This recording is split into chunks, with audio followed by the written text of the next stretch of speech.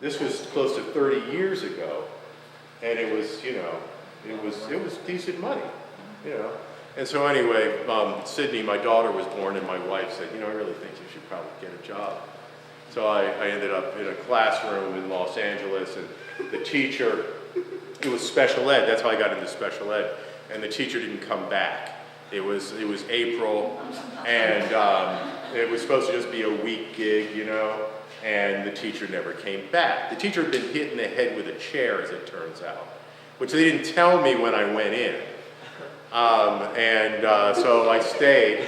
By one of the students? Yeah, by one of the students. By LaRon. LaRon hit him in the head with a chair. The way LaRon tells it is he deserved it. Yeah. So I went in, and I was there for from April to the end, and then the principal asked if I'd stay another year, so I stayed another year, and I kept making art. And then my gallery closed in Los Angeles, and we moved. I grew up in Montgomery County, so we moved back here because we moved to Frederick County, and then I ended up going back to GW and getting a master's in education so I could continue to teach and get paid for it, you know, as opposed to the substitute wage that I've been receiving. I don't know why, I can't remember why I exactly lapsed into that story. But it's just, you know, it's a very circuitous path. And the only thing that's remained constant for me is that I continue to make art, and I continue to make art. And there were years where I didn't get any opportunities to show. There were years where I would just make stuff and pile it up. I've got a storage facility.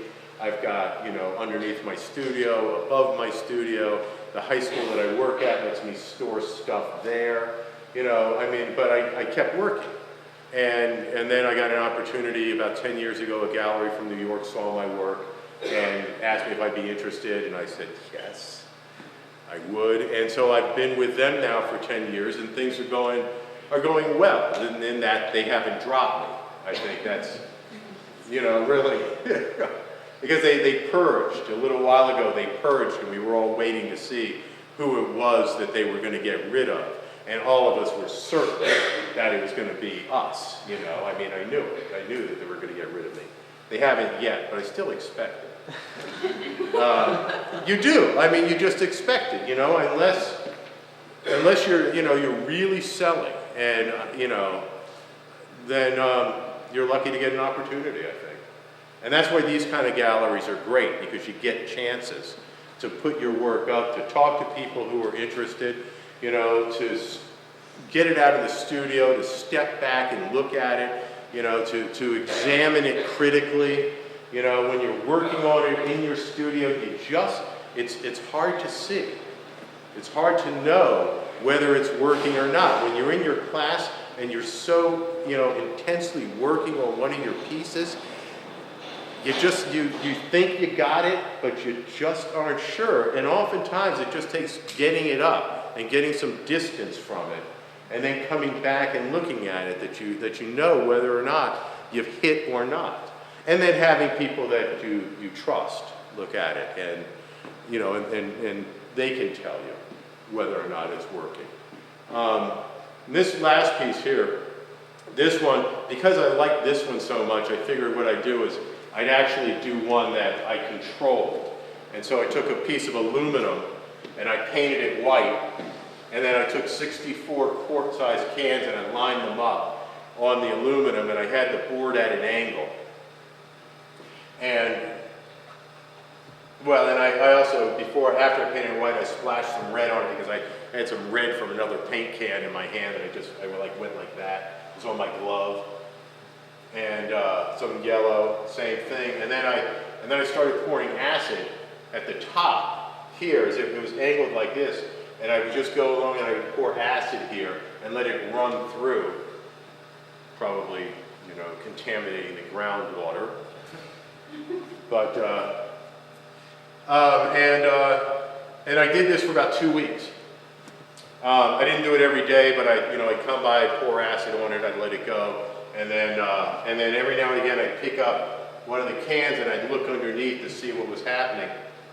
And when it got to the right place, the right level of corrosion, I stopped the process. Rinsed it off, took the board out, looked at it, thought it was beautiful, sprayed it with polyurethane and framed it because now it's valuable. You know, it's rusted metal, basically, rusted aluminum, and the acid ate through parts of it where it cooled, you know, which makes it even more beautiful. So I'm actually quite fond of this piece, these two, and then the big one that you guys see when you walk in. That was the last piece that I did before my show in New York. My work in the past has always been, I use a lot of metal, I use a lot of lead, I use a lot of copper. I've always done pieces that were really serious stuff, social commentary about the population that I work with. I did a whole series of pieces about homelessness at one point. You know, there's just, you know, the social inequities that we find around us. So I'd always done stuff like that. And so this was actually kind of a relief to work this way, you know, with color. I never use color. I mean, it's always, you know, lead. If there was color, it was because it was inherent in the material. I didn't add color to anything. And the piece that's around here, the big hanging one that was in the paper, it was the last piece I did. I was done pretty much with everything, ready to go to New York. I started just taking all the rest of the lids that I had and sewing them together, using all the different colors of paint can lids that I had. And there were a couple of them that had holes in it, like this. You know, those paint cans that have the little plastic spouts, and you punch the spout through, and there was the hole. And it was on there on that one with the color, and I looked at the hole, and I thought, oh, I really like that hole. And I thought, I'm gonna make some more holes. And so I got my bit out, and I started drilling holes through the cans, and that left. Well, you guys need to walk around here because that started this whole thing rolling. These so I started like this was, I think, the one that had the hole in it, and I thought, oh, I'm going to make more holes.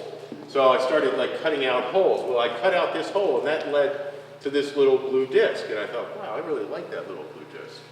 I'm going to attach that to a piece, and then that's what happened. And so I had about 3 weeks before the show in New York, and every morning before I'd go to work, or every evening, I was waking up at 2 o'clock in the morning because when you're preparing for something like this, and I have a full-time job, so you know my time was limited and my brain was full, and I would wake up at 2 o'clock in the morning and I couldn't go back to sleep, so I'd go down to the studio, and I would do a lot of this between the hours of like 2 and 5 in the morning, and then I started. And then, things like I found this star. I was walking around with my daughter, and I always pick up stuff off the ground, and I like that, so I made more stars. And then I pop riveted the things on, and it just became. It was fun. This was fun to do, and I hadn't really enjoyed. I don't always find it to be a relaxing or enjoyable thing. Making art. I found it to be a lot of work, and oftentimes a certain amount of tension, and you're concerned about it. Is it working? Is it not working? What am I going to do with it? Where am I going to store it when nobody buys it? But what I ended up with was I had this hanging in my studio, and I would walk in there, I'd work on it, and then I'd go shower and get ready for work, and I'd come back down. And it gave me joy. It gave me joy to see it, and I feel that way even now. That's why when I had this opportunity and I saw this wall, I thought that's where this one will go. I want this to be the first thing that I see when I walk into the gallery. And I think, and now of course I look at it and I think, well, I got to change this, and I'll, get it back home, and I'll do something different here. And who's it, Andy? pointed out to me. That's Andy. That I'm missing a wire, which I'm now obsessing about. So I'll come back tomorrow and fix that. But you know, that's it. I could continue talking for hours. But does anybody have any questions along the way? I mean, about anything, sports.